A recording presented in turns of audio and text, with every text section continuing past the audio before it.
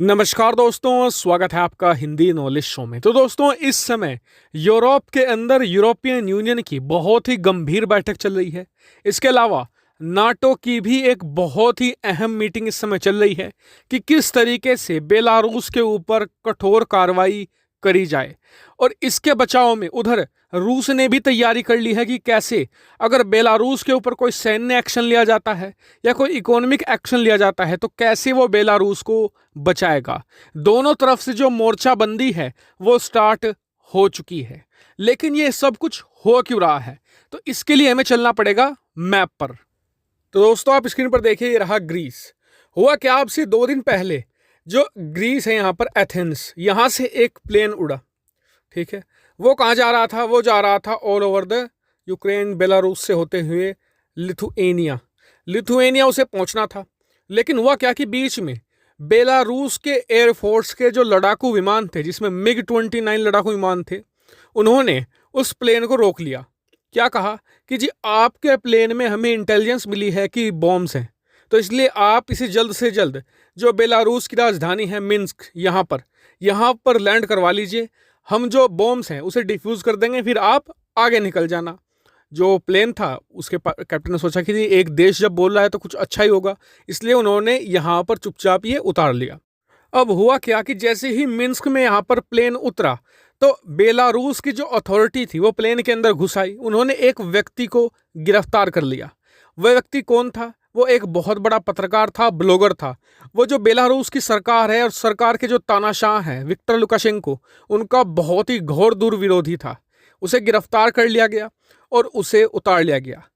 एक उनकी जो गर्लफ्रेंड थी उन्हें भी गिरफ्तार कर लिया गया। हालांकि वो बेचारी बच सकती थी, लेकिन हुआ क्या कि जो पत्रकार था ना, उसने गिरफ्तार होते वक्त अपना जो टैबलेट था, फोन था और इसके अलावा अपना जो सामान था उस गर्लफ्रेंड को पकड़ा दिया। इसलिए जो बेलारूस की अथॉरिटी थी उन्हें उस गर्लफ्रेंड पर भी शक हुआ और उसे भी धर दबोच लिया गया और उसे भी जेल में डाल दिया गया है। बताया जा रहा है कि उस पत्रकार को लगातार टॉर्चर किया जा रहा है बेलारूस के अथॉरिटी की तरफ से और अंत में उसे सजाए मौत भी दे दी जाएगी। ये बात खुद पत्रकार ने भी गिरफ्तार होते वक्त प्लेन में बैठे सभी लोगों से कही थी कि अब ये लोग मुझे मौत की सजा देकर ही रहेंगे। अब जैसे ही ये खबर निकलकर सामने आई कि बेलारूस ने इस तरीके से प्लेन को हाईजैक कर लिटरली और एक व्यक्ति को गिरफ्तार किया है जो पत्रकार है, तो यूरोप की तरफ से बहुत ही स्ट्रॉन्ग रिएक्शन आया है। सबसे पहले तो जो यूरोप के सभी देश हैं, जितने भी यूरोपियन यूनियन में शामिल हैं, सभी ने बेलारूस के जितने भी प्लेन हैं उन्हें अपना एयर स्पेस इस्तेमाल करने पर प्रतिबंध लगा दिया है।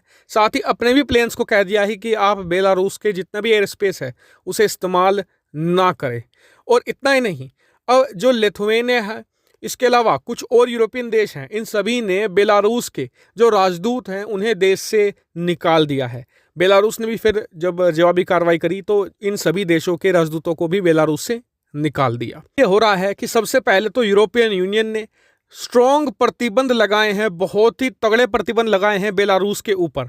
इसमें इकोनॉमिक सैंक्शन है, दूसरे ट्रैवल बैन भी इसमें लगाए गए हैं। इतना ही नहीं, बेलारूस में आज की तारीख में इतने भयंकर लेवल के प्रोटेस्ट चल रहे हैं कि ना सिर्फ पत्रकार को छोड़ो बल्कि जो बेलारूस के राष्ट्रपति है लुकाशेंको, वो भी इस्तीफा दे। और इस मांग को लेकर लाखों लोग बेलारूस की राजधानी मिन्स्क की सड़कों पर आज उतर आए हैं और इन्हें सपोर्ट मिल रही है अमेरिका की, क्योंकि अमेरिका आज की तारीख में ये चाहता है कि बेलारूस में एक तख्ता पलट हो जाए और अमेरिका इसलिए इन प्रोटेस्टर को बहुत ही ज़्यादा मदद कर रहा है।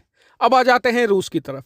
रूस ने यह कहा है फिलहाल के लिए कि जो प्रतिबंध लगाए जा रहे हैं बेलारूस के ऊपर और जो एक्शन की बात हो रही है ये बहुत ही गलत है।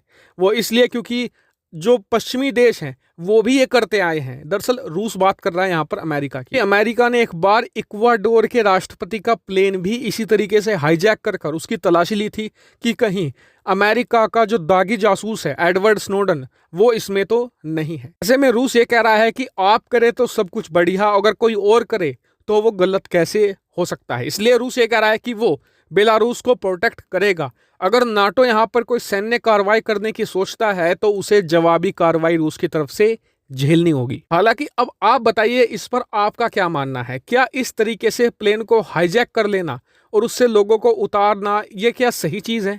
मुझे तो पर्सनली लगता है नहीं। अमेरिका ने जो किया था वो भी गलत है और आज जो बेलारूस ने किया है वो भी बहुत ज़्यादा गलत है। हालांकि मैं इस मामले पर पूरी तरीके से नजर बनाए हुए हूं, जैसे ही कुछ अपडेट आएगा तुरंत आपको वीडियो बनाकर सूचित कर दूंगा। फिलहाल इस वीडियो में इतना ही। Thank you for watching video.